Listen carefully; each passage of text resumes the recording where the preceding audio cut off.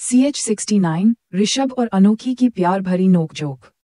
सुधीर जी ने प्रीति को सारी बात बता दी, जिसे सुन प्रीति हैरान हो गई। ये क्या बोल रहे हैं आप पापा? मेरी शादी बिल्कुल भी नहीं। उद्धरण चिन्ह अल्पविराम। इतना बोल प्रीति जाने लगी तो सुधीर जी भी जल्दी से उठे और उसका हाथ पकड़ उसे रोकते हुए बोले, प्रीति मेरी बात तो सुन बेटा। नहीं पापा, मुझे कुछ नहीं सुनना है। कैसे कह दी अंकल ने वह बात? क्या उन्हें नहीं पता कि मैं डिवोर्सी हूँ, और क्या ये बात उनके को पता है? पापा, कोई भी लड़का अपनी जिंदगी में एक ऐसी लड़की को नहीं चाहता जिसकी जिंदगी में पहले से ही कोई था। इसलिए ये ख्वाब छोड़ दीजिए, और मैं खुद भी दोबारा इस रिश्ते में नहीं पड़ना चाहती। भरोसा एक बार टूटा है, मुझे दोबारा नहीं तोड़ना। उद्धरण चिन्ह अल्पविराम। इतना बोल प्रति अपने कमरे की ओर जाने लगी। वह दरवाजे तक ही पहुंची थी कि तभी सुधीर ने तेज आवाज में कहा, उन्हें कोई दिक्कत नहीं है। ये सुन प्रीति के कदम रुक गए, लेकिन उसने मुड़कर नहीं देखा। सुधीर ने आगे कहा, ना उन्हें दिक्कत है ना उनके बेटे को। उन्होंने अपने बेटे को सब कुछ सच बताया है। वो तो हमेशा से तुम्हें अपनी बहू बनाना चाहते थे, पर गौरव से तुम्हारी शादी हो गई, इसलिए वह कुछ कर नहीं पाए। तुम भी जानती हो बेटा कि संजय सर तुम्हें अपनी बेटी की तरह मानते हैं, तुम्हारे लिए गलत नहीं सोचेंगे। लेकिन मर्जी तुम्हारी है, तुम पर कोई जोर जबरदस्ती नहीं है। मैं बस अपनी बेटी को खुश देखना चाहता हूँ। मैं नहीं चाहता कि दुनिया वाले उसे ताने दे। मैं नहीं चाहता कि गौरव के साथ वह अकेली लड़े। ये बोल सुधीर चुप हो गए और प्रीति बिना कुछ बोले अपने रूम में चली गई और दरवाजा बंद कर उससे टेक लगाए वहीं जमीन पर बैठ गई। उसके जहन में अपनी शादी की याद आ रही थी। गौरव के साथ बिताए कुछ पल याद आ रहे थे। अनोखी की सच्चाई जब उसे पता चली और गौरव और मनीष का अनोखी के साथ व्यवहार का मंजर उसे याद आया। उसे विक्रम के साथ अपनी मुलाकात, विक्रम की बातें याद आए। किचन में उसका सवाल याद आया और उस पर विक्रम का भरोसा, उसे सब कुछ उसे याद आ रहा था। इन्हीं सब बातों को याद करते हुए उसकी आंखों से आंसू कब गिरने लगे उसे पता भी नहीं चला। वह भरे गले से बोली, नहीं, मैं नहीं बनना चाहती किसी भी रिश्ते में। मैं नहीं जानती विक्रम जी के लिए मैं क्या हूँ। वो मुझे किसी नज़र से देखते हैं, लेकिन हूँ तो मैं एक डिवोर्सी ही ना। अगर गलती से भी मेरा भरोसा फिर टूटा तो मैं फिर इसे जोड़ नहीं पाऊंगी, इसलिए मुझे ये रिस्क लेना ही नहीं है। मुझे दोबारा कभी किसी को अपनी जिंदगी में नहीं लाना। मैं अपने पापा के साथ ही खुश हूँ। रात का वक्त मुंबई ऋषभ हॉस्पिटल में आया तो देखा शोभा अनोखी के साथ उसके कमरे में उसके लिए प्लेट में खाना निकाल रही थी। ऋषभ को देख शोभा ने कहा, ऋषभ तेरा काम हो गया। हाँ मॉम, ऋषभ ने जवाब दिया और जाकर सोफे पर बैठ गया। शोभा उसके लिए भी खाना निकालते हुए बोली, ठीक है तो तू भी जल्दी से खा ले और मेंशन वापस चला जा। क्यों? उद्धरण चिन्ह अल्पविराम। ऋषभ ने तुरंत पूछा तो शोभा बोली, क्योंकि मैं रुक जाऊंगी अनोखी के पास रात में। अनोखी को अभी कुछ दिन और अपनी हॉस्पिटल में रहना था ताकि वो अलका के ऑब्जर्वेशन में रह सके। ऋषभ ने शोभा को मना करते हुए बिना किसी भाव के बोला, आप जाए मॉम, मैं रुक जाऊंगा। पर ऋषभ, शोभा ने कुछ कहना चाहा पर ऋषभ ने उन्हें बीच में रुकते हुए बोला, मॉम मैंने कहा ना मैं रुक जाऊंगा और आप अभी ही मेंशन जाइए। सुबह से आप यही है, जाकर आराम करो वरना आपकी तबीयत खराब हो जाएगी। ठीक है नहीं रुकती, पर अनोखी को खाना तो खिला दूं। उद्धरण चिन्ह अल्पविराम। शोभा हार मानकर उसकी बात मानते हुए बोली, पर ऋषभ शोभा के हाथ से खान की प्लेट लेते हुए बोला, वो भी मैं कर लूंगा, आप जाइए। ऋषभ के चेहरे पर इस वक्त कोई भाव नहीं थे, पर उसका दिल सामान्य से थोड़ा तेज धड़क रहा था। वह अपनी मॉम के सामने अनोखी के लिए ये सब बातें कर रहा था, जिसमें अनोखी के लिए उसकी फिक्र साफ नजर आ रही थी। ना जाने उसकी मॉम क्या सोच रही होगी और न जाने आगे उससे अभी क्या कहेंगी। इसी बात के बारे में सोच वह थोड़ा असहज महसूस कर रहा था। पर माँ तो माँ होती है। शोभा भी उसकी माँ की बात समझ गई, इसलिए बिना कुछ कहे उसे देख मुस्कुराते हुए वहां से चली गई। शोभा के जाने के बाद ऋषभ अनोखी के पास बैठा और चम्मच अनोखी के मुंह की ओर बढ़ा दिया। अनोखी ने मुंह बनाते हुए चम्मच को देखा और फिर प्लेट को। प्लेट में सादी खिचड़ी थी, बिना स्वाद वाली। मुंह मत बनाओ, मुंह खोलो और इसे खाओ, ऋषभ ने उसे घूरते हुए कहा। तो अनोखी ना में अपना सर हिलाकर बोली, नहीं मुझे नहीं खानी, इसमें बिल्कुल भी स्वाद नहीं है, ये बिल्कुल भी अच्छा नहीं है। मुझे मत बताओ, इसके स्वाद के बारे में पता है। मुझे पता है, लेकिन खाना तो तुम्हें यही पड़ेगा। ऋषभ की बात सुन अनोखी भी उसे घूरने लगी। उसने ऋषभ के पीछे सोफे के पास टेबल कर रखा उसके खाने की थाली देखी। उसके प्लेट में पनीर की सब्जी, रोटी, पुलाव और मीठे में गुलाब जामुन था। वह बुरा सा मुंह बनाकर बोली, हाँ, खुद तो उतना अच्छा टेस्टी खाना खाएंगे और मुझे फिर फीकी सी खिचड़ी खिला रहे हैं। मैं नहीं खाऊंगी। कहते हुए अनोखी ने अपना मुंह फेर लिया। अपनी बीवी के हरकतों को देख ऋषभ मुस्कुरा दिया। उसने उसके चेहरे को अपनी ओर करते हुए बोला, तो तुम चाहती हो मैं भी एक खिचड़ी खाऊं? अनोखी ना में अपना सर हिलाकर बोली, नहीं, मैं नहीं चाहती कि आप ये खिचड़ी खाएं। मैं चाहती हूँ कि मैं वो आपका वाला खाना खाऊं। वो तो नहीं होगा। वह खाना तो तुम्हें नहीं मिलने वाला कपकेक, क्योंकि कुछ दिनों तुम्हें बिना मसाले और बिना तेल के ही खाना मिलेगा। ऋषभ ने सख्त लहजे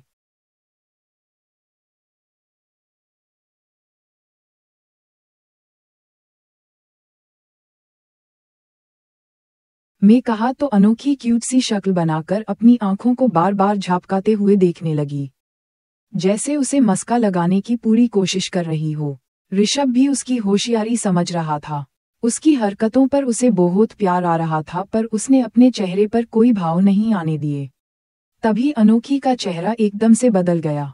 उसने ऋषभ को घूरते हुए कहा, पास आइए। क्या? ऋषभ चौंक गया। अनोखी फिर बोली, मैंने कहा थोड़ा पास आइए। इस बार ऋषभ उसके थोड़ा करीब आ गया। अनोखी ने फिर कहा, थोड़ा सा और पास। मुझे तुम्हारे इरादे ठीक नहीं लग रहा है कपकेक। ऋषभ अपनी आंखें छोटी कर अनोखी से बोला। अनोखी के बार बार पास बुलाने से ऋषभ को लगा कि उसकी प्यारी बीवी शायद उसे किस करके मनाने की कोशिश करेगी, पर उसका ख्वाब धरा का धरा ही रह गया। उसका सोचना बिल्कुल गलत निकला। अनोखी ने उसकी कॉलर को पकड़ा और उसे अपने करीब कर उसके कपड़ों को सूंघने लगी। ये क्या कर रही हो तुम? ऋषभ ने उसे खुद से थोड़ा दूर कर पूछा, तो अनोखी उसे गुस्से से घूरने लगी। ऋषभ को कुछ समझ नहीं आया तो उसने आंखों के इशारे से पूछा कि ऐसे क्या देख रही हो? अनोखी अपने दोनों हाथ बांधे उसे गुस्से से बोली, कितने बुरे हैं आप और गंदे भी। आपने कपकेक खाया, वह अकेले अकेले, और मुझे गंदी सी खिचड़ी खिला रहे हो। तुम्हें कैसे पता? ऋषभ एक पल के लिए चौंक गया। तभी उसे ध्यान आया कि अनोखी उसके कपड़ों को सूंघ रही थी। ये मेरी बीवी है या सीआईडी की ऑफिसर? कपड़ों से पता लगा लिया कि मैं केक शॉप पर गया था और इतनी सी बात के लिए ये मुझे इतनी बुरी तरह से घूर रही है। अगर गलती से भी किसी लड़की के परफ्यूम की स्मेल आती तब शायद इसकी जगह मैं बेड पर होता, वो भी जख्मी। उद्धरण चिन्ह अल्पविराम। ऋषभ ने अपने मन में कहा और अपनी वाइल्ड कैट को देखने लगा जो गुस्से से उसे पंजा मारने के लिए आतुर थी। अनोखी गुस्से से कुछ और कहने वाली थी कि तभी ऋषभ ने तेज आवाज में प्रवीण को पुकारा। प्रवीण नाम सुन अनोखी के शब्द उसके गले में ही रह गए, लेकिन उसका गुस्सा बिल्कुल वैसा ही था। अगले 2 ही सेकंड में प्रवीण कमरे के अंदर दाखिल हुआ। उसके हाथ में एक बॉक्स था।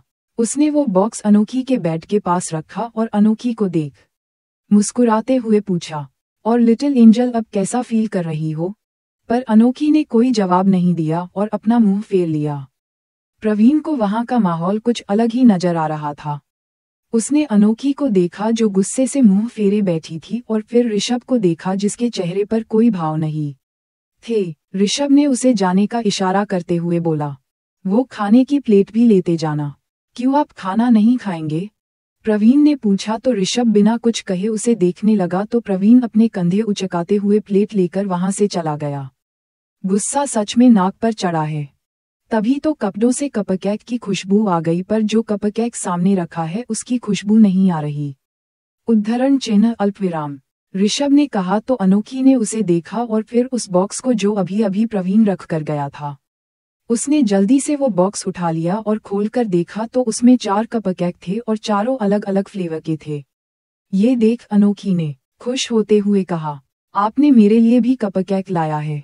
ऋषभ उसके हाथ से बॉक्स लेते हुए बोला, तुम्हारे लिए ही लाया हूँ, और मैंने कोई कपकेक नहीं खाया। वह तो शॉप के अंदर गया था, इसलिए उसकी खुशबू आ रही होगी, और तुम पहले ये खाना खाओ, उसके बाद कपकेक मिलेगा। एक कपकेक अभी खा लेती हूँ ना, फिर खाना खा लूंगी और फिर बचा हुआ खा लूंगी। उद्धरण चिन्ह अल्पविराम। अनोखी ने पपी सा फेस बनाकर उसे रिक्वेस्ट करते हुए बोली, पर ऋषभ ने उसे तुरंत मना कर दिया, जिससे अनोखी का मुंह बन गया। उसके बने हुए मुंह के सामने ऋषभ ने चम्मच लाते हुए कहा, जितनी जल्दी खाना खा लोगी उतनी जल्दी ही कपकेक खाने मिलेगा। इस बार अनोखी ने कुछ नहीं कहा और अपना मुंह खोल दिया और ऋषभ ने खिचड़ी उसके मुंह में डाल दी, जिससे अनोखी मुंह बनाते हुए खाने लगी। ऋषभ ने दोबारा चम्मच में खिचड़ी लिया और खुद खा लिया। आप क्यों खा रहे हैं? आप अपना खाना खा लीजिए ना, अनोखी ने कहा। ऋषभ उसे खिलाते हुए बोला, तुम ये खिचड़ी खा रही हो ना, तो मैं भी यही खाऊंगा। उसके कहने पर अनोखी प्यार से उसे देखने लगी। उसने कहा, तो मैं आपके साथ कपकेक शेयर करूंगी और इस बार पक्का वाला करूंगी। ऐसे ही ऋषभ ने एक बार अनोखी को खिलाया और एक बार खुद खाया। खाना खत्म होने के बाद अनोखी ने जल्दी से कहा, अब मैं कपकेक खा लूं। कहते हुए ऋषभ ने अनोखी के होठों को नैपकिन से साफ किया। उसकी हाँ सुनते ही अनोखी ने जल्दी से बॉक्स उठाया और उसमें से कप केक निकाल लिया। वह उसे खाने ही वाली थी पर रुक गई। उसने अपने हाथ में लिया कपकेक ऋषभ की तरह किया, तो ऋषभ उसे सवालिया नजरों से देखने लगा। अनोखी बोली, पहले आप खाओ, वरना कहीं मैंने गलती से इस बार भी पूरा कपकेक खा लिया तो मैं भी वैसे ही कपकेक खा लूंगा जैसे मैंने तब खाया था। उद्धरण चिन्ह अल्पविराम। ऋषभ ने शरारत से कहा तो अनोखी मुंह बनाते हुए बोली, आप फिर से मुझे तंग कर रहा है ना? अब ये सब छोड़िए और चलिए जल्दी खाइए, मुझे भी खाना है। उसका उतावलापना देख ऋषभ ने मुस्कुराते हुए हाथ से एक बाइट ले ली और फिर बचा हुआ अपने हाथ में ले लिया। अनोखी बॉक्स से दूसरा कपकेक निकालने लगी, पर तभी ऋषभ ने अपने हाथ में लिया कपकेक उसके होठों के पास ले आया। अनोखी ने एक नज़र उसे देखा और मुस्कुराते हुए उसके हाथों से खा लिया। ऐसे ही ऋषभ ने अपने हाथों से उसे 2 कपकेक खिला दिए। अनोखी तीसरे का इंतजार कर रही थी, पर ऋषभ बॉक्स को साइड में रखते हुए बोला, बस कपकेक, तुमने बहुत कपकेक खा लिया। कहा बहुत खा लिया, 2 ही खाया और उसमें अभी बचा है, अनोखी बोली। ऋषभ उसके होठों पर लगे क्रीम को साफ करते हुए कहा, लेकिन वो बचा हुआ तुम्हें नहीं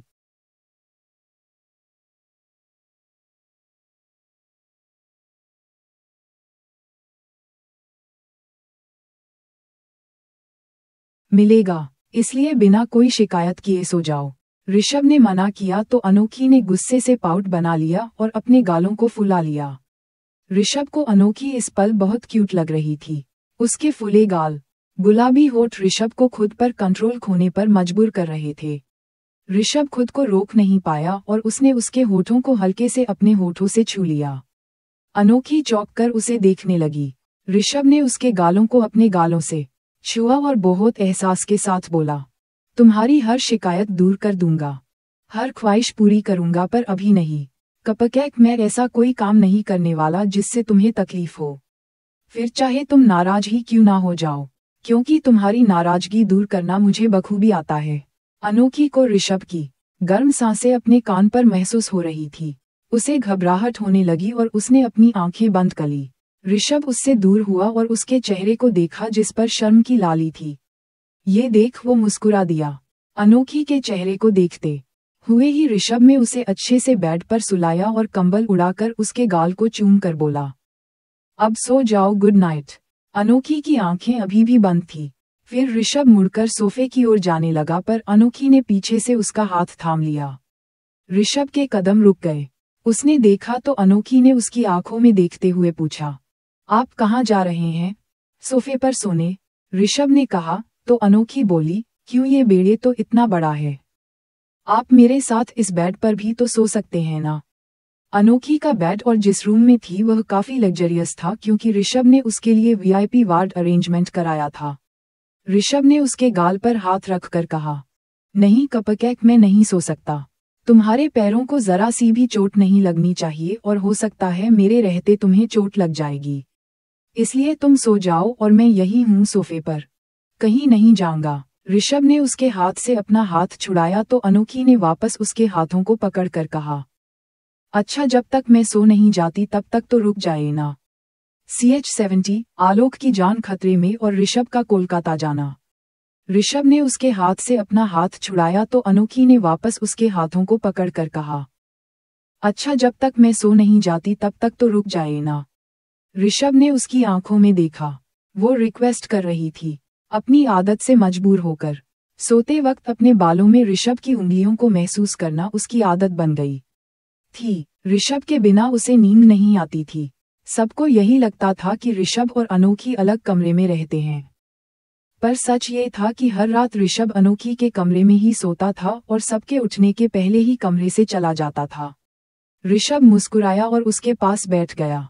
अनोखी ने भी अपना सर उसकी गोद में रख लिया और ऋषभ धीरे धीरे उसके बालों को सहलाने लगा। हमेशा की तरह अनोखी उसकी उंगलियों को महसूस कर मुस्कुरा उठी और उसने मुस्कुराते हुए अपनी आंखें बंद कर ली। कुछ देर बाद वो नींद की आगोश में चली गई। जब ऋषभ को उसकी धीमी धीमी सांसों की आवाज सुनाई दी तो उसने झुककर देखा, अनोखी सो चुकी थी। ऋषभ ने धीरे से उसका सर तकिए पर रखा तो नींद में ही अनोखी चिढ़ गई और उसका मुंह बन गया। ऋषभ ने उसे देख मुस्कुराते हुए अपना सर हिलाया और झुककर उसके गालों को अपने होठों से छू लिया तो अनोखी के होठों पर स्माइल आ गई। फिर ऋषभ उसके माथे को चूम कर बोला, तुम्हें मेरी आदत नहीं कपकेक, तुम मेरी आदत बनती जा रही हो। तुम्हारे सुकून से सोते हुए चेहरे को देखने के बाद ही मुझे चैन की नींद आती है। कुछ देर उसके सोते हुए चेहरे को निहारने के बाद ऋषभ सोफे पर जाकर लेट गया और अनोखी को देखते हुए ही उसे भी नींद आ गई। यहाँ ऋषभ और अनोखी दोनों चैन से सो रहे थे, पर कहीं और किसी की नींद थोड़ी हुई थी। नींद क्या, उसके होश तक उड़ गए थे और वो था आलोक। आलोक जख्मी हालत में अपने घुटनों के बल जमीन पर बैठा था। उसके सर से हल्का हल्का खून निकल रहा था। होठों के किनारों से खून बह रहा था। उसके हाथ पीछे की ओर बंधे थे। उसके शरीर पर भी चोट लगी हुई थी और उसके सामने कुर्सी पर अनंत सेठी बैठा था। क्या सोचा था तुमने कि तुम मेरे पीठ पीछे गेम खेलोगे, मुझे ही बर्बाद करने की प्लानिंग करोगे और मुझे पता नहीं चलेगा। आलोक शेरगिल, मैं आज भी वही आनंद सेठी हूँ जिसने तुम्हें इतना मजबूर कर दिया था कि तुम अपनी बीवी बच्चों को छोड़कर मेरे पास आओ, मेरे साथ काम करो। कहते हुए आनंद सेठी ने आलोक के बालों को पकड़ उसके चेहरे को ऊपर किया तो एक पल के लिए चौंक गया, क्योंकि उसके जख्मी चेहरे पर एक हंसी थी। आलोक ने हंसते हुए कहा, बिल्कुल सही कहा तुमने अनंत सेठी, तुम आज भी वही अनंत सेठी हो, लेकिन मेरा बेटा वह बच्चा नहीं रहा। वो बहुत बदल गया है और उसके बदलाव का असर सबसे ज्यादा तुम पर पड़ा। वो बड़ा हुआ, उसने तुम्हारे काम को बर्बाद करके रख दिया। आलोक की बात और उसकी हंसी देख अनंत सेठी का गुस्सा सातवें आसमान पर चढ़ गया। उसे सच में बहुत गुस्सा आ रहा था और आलोक की बातें उसे चुप रही थी, क्योंकि कहीं ना कहीं वह सच बोल रहा था। ऋषभ ने सच में उसे बर्बाद कर दिया। ऋषभ ने सबसे पहले इंडिया के बाहर उसके जितने भी कनेक्शन थे, जितना भी काम था, उसने इन कुछ सालों में पूरी तरह बर्बाद किया और अब उसने इंडिया के अंदर उसके कामों को बर्बाद करना शुरू किया, जिसमें सबसे पहले दुबई से आने वाले उसके माल को उसने अपने कब्जे में ले लिया। दूसरी कंट्री से उसके सारे कनेक्शन कट गए थे, इसलिए बहुत मुश्किल से अनंत को माल मिला था। वो ड्रग्स और वो वेपन्स मिले थे, पर ऋषभ ने उसे उस तक पहुंचने भी नहीं दिया। अनंत ने एक जोरदार घूंसा आलोक के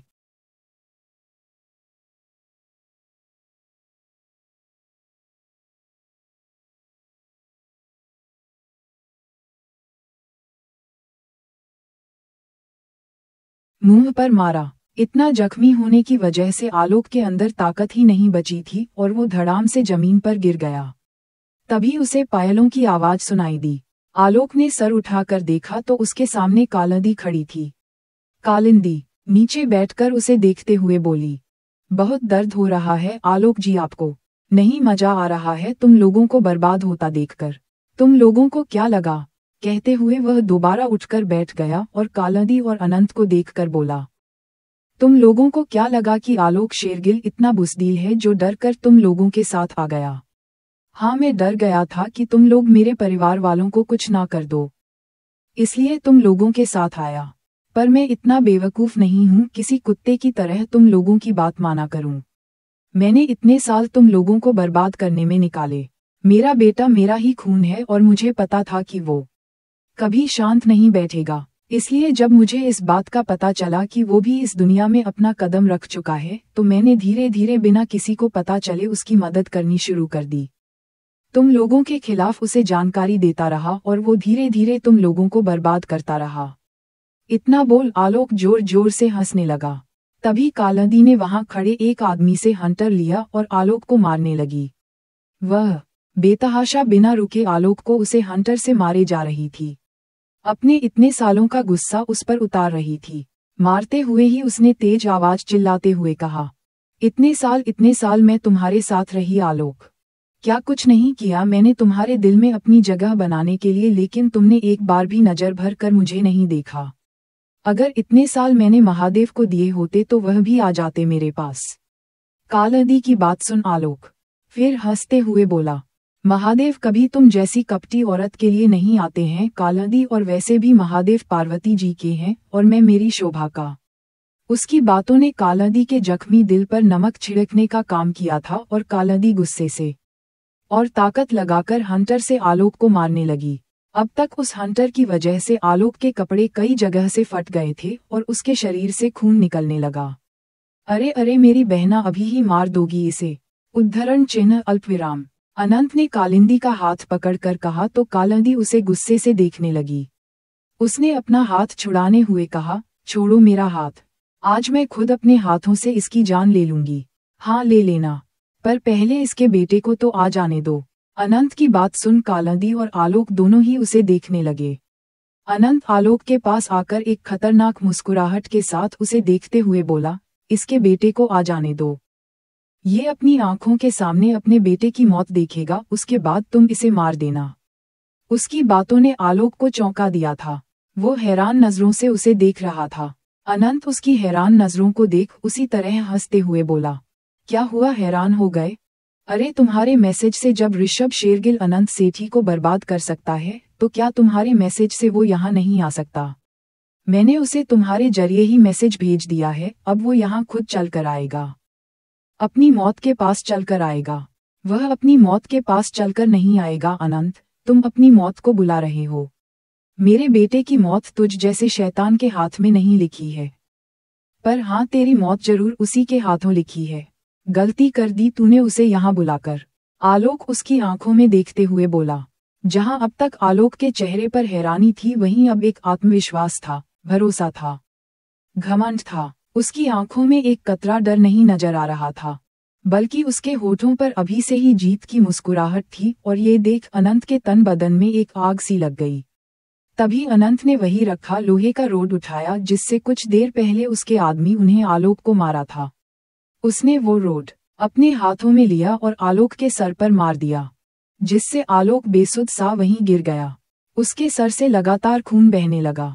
मुंबई हॉस्पिटल ऋषभ रात के अंधेरे में एयरपोर्ट पर अपने प्राइवेट जेट के सामने खड़ा था। उसके साथ उसके बॉडीगार्ड भी थे। वो अपने प्लेन में बैठा और खिड़की के बाहर देखते हुए कुछ समय पहले को याद करने लगा। अनोखी को सुला देने के बाद वो भी आंखें बंद कर सो ही रहा था कि तभी उसके फोन में एक नोटिफिकेशन आया। नोटिफिकेशन की आवाज सुन ऋषभ की नींद टूट गई। उसने फोन उठाकर देखा तो फिर उसे एक बार फिर उसी ईमेल आईडी से मेल आया है। ये वही ईमेल आईडी है जो हर बार उसे अनंत सेठी की जानकारी देता था ईमेल के जरिए। ऋषभ ने बहुत कोशिश की थी पता लगाने की ये ईमेल आईडी किसकी है और वो कभी पता नहीं लगा पाया। उसने मेल ओपन किया और पढ़ने लगा। उसमें लिखा था, अगर मुझसे मिलना चाहते हो तो कोलकाता आओ। इसी वक्त मैं तुम्हारा इंतजार कर रहा हूँ, पर याद रहे अकेले आना क्योंकि मैं सिर्फ तुमसे मिलना चाहता हूँ, किसी और से नहीं। मिलने के बाद मैं तुम्हें बता दूंगा कि मैं कौन हूँ और मैंने अनंत सेठी को बर्बाद करने में तुम्हारी मदद क्यों की। नीचे एक एड्रेस भी लिखा था। उस ईमेल को पढ़ने के बाद ऋषभ सोच में पड़ गया। उसने सामने देखा अनोखी सो रही थी और दवाइयां के असर से उसकी नींद गहरी थी। वो उठा और उसके पास आया। खिड़की से आती हवा से अनोखी के बाल उसके चेहरे पर आ गए थे। ऋषभ ने अपनी उंगलियों से उसके बालों को कान के पीछे किया और उसके चेहरे के पास झुककर बोला, अगर जरूरी नहीं होता तो नहीं जाता कपकेक, पर मुझे जाना होगा।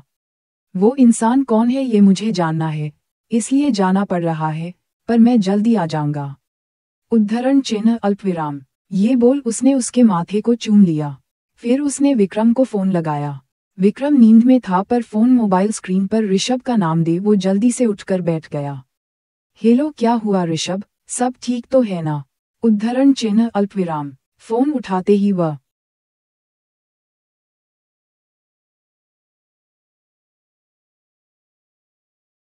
छोटी क्रम ने ऋषभ से सवाल किया, पर ऋषभ उसके सवाल का जवाब ना देते हुए बोला, विक्रम तू और हार्दिक हॉस्पिटल आओ अभी, और घर में किसी को बताने की जरूरत नहीं है। इतना बोल ऋषभ ने फोन काट दिया। दूसरी ओर विक्रम हेलो हेलो करता रहा। वो चिढ़कर बोला, ये लड़का ना कभी नहीं सुधर सकता। फिर उसने हार्दिक को भी फोन लगाया और ऋषभ की बात बता दी। कुछ देर बाद वो दोनों अस्पताल पहुंच गए। क्या हुआ? फोन क्यों किया इतनी अर्जेंट में, और बुलाया क्यों है यहाँ पर? सब ठीक तो है ना? उद्धरण चिन्ह अल्पविराम। विक्रम ने अनोखी के कमरे में दाखिल होते हुए ही ऋषभ से सवाल किया तो ऋषभ गुस्से से उसे देखने लगा। हार्दिक विक्रम के कंधे पर मारकर धीरे से बोला, अबे चुप करना लाउडस्पीकर। क्या अपनी आवाज से लिटिल प्रिंसेस हो जाएगा? ओह सॉरी मैं भूल गया। उद्धरण चिन्ह अल्पविराम। विक्रम ने भी धीमी आवाज में दोनों से माफी मांगते हुए कहा और फिर ऋषभ ने दोनों को कमरे के बाहर चलने का इशारा किया। कमरे के बाहर आकर हार्दिक ने कहा, अब बोलो ऋषभ, क्या बात हुई है? मैं कोलकाता जा रहा हूँ, इसलिए तुम दोनों को यहीं रुकना है, ऋषभ ने उनसे कहा। कोलकाता का नाम सुन विक्रम और हार्दिक दोनों एक दूसरे को देखने लगे। विक्रम ने पूछा, क्यों? कोलकाता क्यों जा रहा है, वो भी इतनी अर्जेंट में? कुछ हुआ है क्या? कुछ नहीं हुआ है, मुझे काम है, मैं आकर बता दूंगा। तुम दोनों बस कपकेक का ध्यान रखना, सुबह तक मैं आ जाऊंगा। उद्धरण चिन्ह अल्पविराम। इतना बोल ऋषभ बिना उन दोनों की बात सुने वहां से चला गया। यही सब सोचते हुए ऋषभ ने खिड़की के बाहर देखते हुए ही अपने आप से कहा, मैं भी तो देखूं आखिर कौन है वो इंसान जो मुझसे छुपकर मेरी ही मदद कर रहा है। दूसरी ओर ऋषभ के जाने के बाद हार्दिक और विक्रम दोनों परेशानी से बैठे थे। हार्दिक विक्रम से बोला, ये कोलकाता क्यों जा रहा है?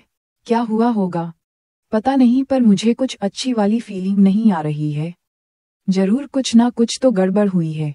उद्धरण चिन्ह अल्पविराम। विक्रम ने परेशान होते हुए कहा और फिर कुछ याद कर अपनी जेब से फोन निकालते हुए बोला, रुक मैं डैड को कॉल करता हूँ, वो पता कर लेंगे कि आखिर कोलकाता में क्या हुआ है।